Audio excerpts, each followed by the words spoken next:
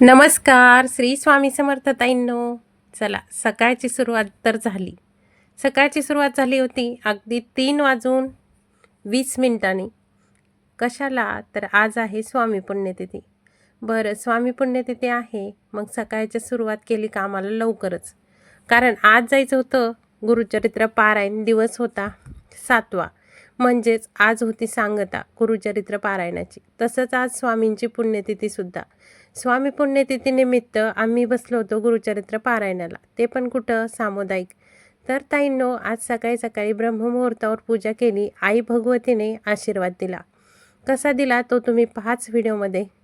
सगळ्यात आधी आई भगवतीला फूल वाहून घेतलं आणि आईचं फूल हे अगदी पटकन दिशी खाली पडलं. खरंच ना, ब्रह्ममुहूर्तावर पूजा झाली, आई भगवतीने आशीर्वाद दिला आणि खूप मनाला समाधान वाटलं. तसं स्वामींचा अभिषेक करून घेतला. स्वामींचा अभिषेक करत असताना खूप मनाला समाधानी भेटते. अगदी गळती लावली आणि अभिषेकाचं वाचन सुरू झालं की मन आणि घर खूप प्रसन्न होऊन जातं. तसंच आता स्वामी पुण्यतिथीनिमित्त भरपूर सारे भक्त गुरुचरित्र पारायणाला बसलेत. भरपूर काही जण सामुदायिक बसलेत, काही जण घरी बसलायत, काही जण गाणगापूरला बसलायत, कोणी गुरुपीठला बसले. भरपूर अशी स्वामी सेवा चालू आहे.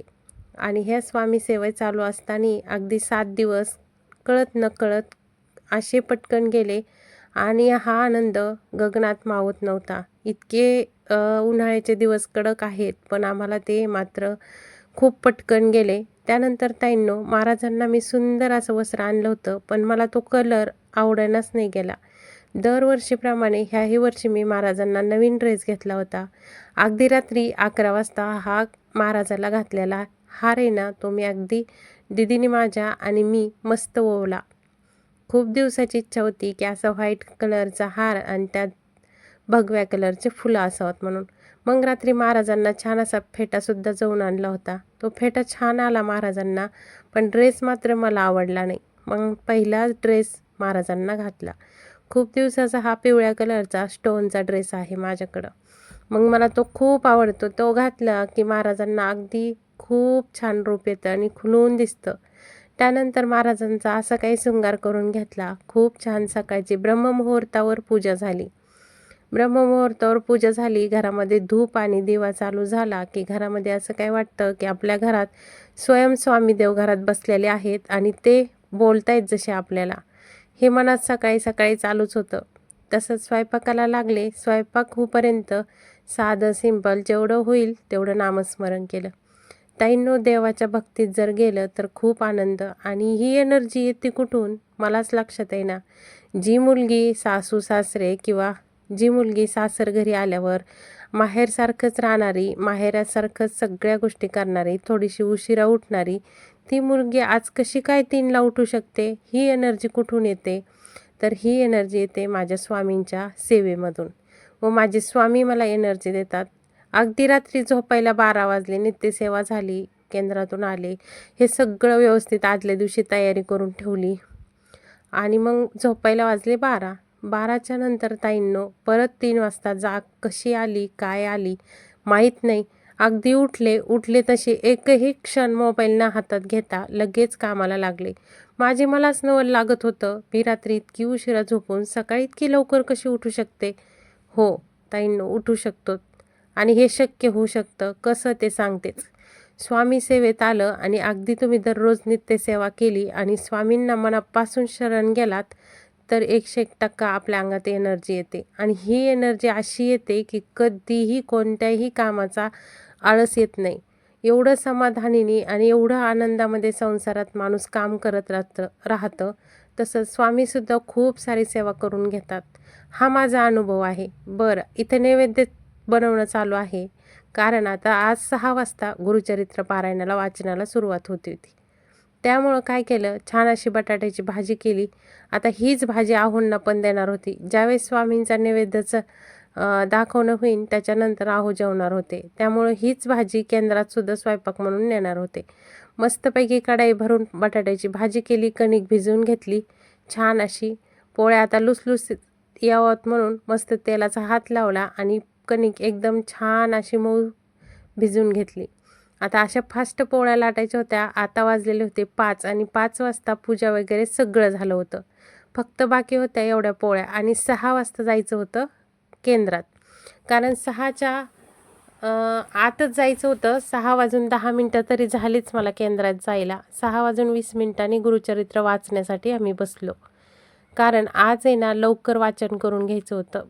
आज परत होमामध्ये जे काही 11 अलंकार वाहतात ते पण व्हायचे होते. भरपूर साऱ्या केंद्रामध्ये सेवा होत्या त्या सगळ्या करायच्या होत्या.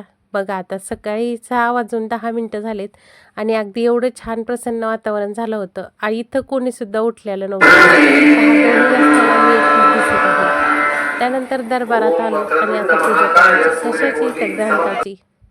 श्री स्वामी समर्थ महाराज, माझ्याकडून तुम्ही निर्विघ्न असं गुरुचरित्र पारायण पार पाडून घेतलं. हीच तुम्ही माझ्याकडून अशीच सेवा करून घेत राहा, हीच तुमच्या चरणी प्रार्थना करते आणि माझ्याकडून दरवर्षी 7 गुरुचरित्र पारायण व्हावी ही अशी अपेक्षा मी महाराज तुमच्याकडं करते. बरं, लांबूनच आज स्वामींचं व्हिडिओ घेतला. आहोंचं दरबारामध्ये आगमन झालं होतं 7 वाजता. आमचं वाचन झालं आणि आहो आले. आता मग भूपाळी आरती झाली सकाळच्या 8ची. त्यानंतर यज्ञकुंडामध्ये आता काय चालू होतं तर आता चालू होता अभिषेक. हा अभिषेक झाला की आपल्याला लगेच घरी जायचं होतं. मला घरी गेले आणि तिथून आले तर इतकी सुंदर एका ताईने रांगोळी काढली होती. भिवू नकोस, मी तुझ्या पाठीशी आहे, आणि स्वामींची सुंदर अशी प्रतिमा आता घरी आली. 8ची आरती झाली. 7:30 वाजता वाचन झालं. मात्र चहा घ्यायचा विसरले होते म्हणून चहा घेण्यासाठी आले. आता 10:30ची आरती करायची. मग भेटूया केंद्रामध्ये. चला, खूप इतकं वेळ नसावं भक्तीने माणूस की स्वतःला चहा घ्यायचा सुद्धा विसरून गेले. इतक्या लवकर उठून सुद्धा ताईंनो चहा घ्यायचा विसरला. सगळं आवरलं पण लक्षात नाही चहा घ्यायचा.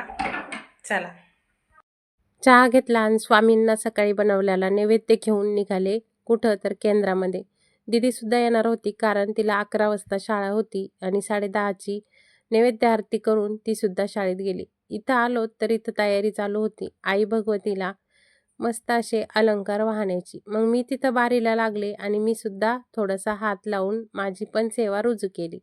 बरं, आता चालू होणार आहे 10:30ची आरती. नैवेद्य सुरवारीश्वर वरदे तारक संजीवनी. जय देव जय देव जय सद्गुरु स्वामी समर्थ.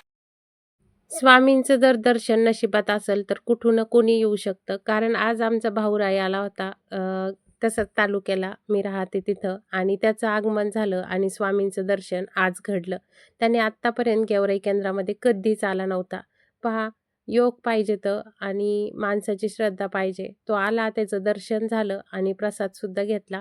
त्यानंतर मग त्याला पोहे आणि मस्तपैकी छोटासा नाश्ता केला. कारण खूप गर्दी झाली होती केंद्रामध्ये. फक्त केळीचा प्रसाद घेतला आणि तो घरी आला. मग त्याचा नाश्ता झाला. त्याच्यानंतर आता तो निघाला आणि मी सुद्धा आता केंद्रामध्ये प्रसाद घेण्यासाठी जाणार आहे. बरं ताईंनो, तुम्हाला आजचा साधा सिंपल व्हिडिओ कसा वाटला?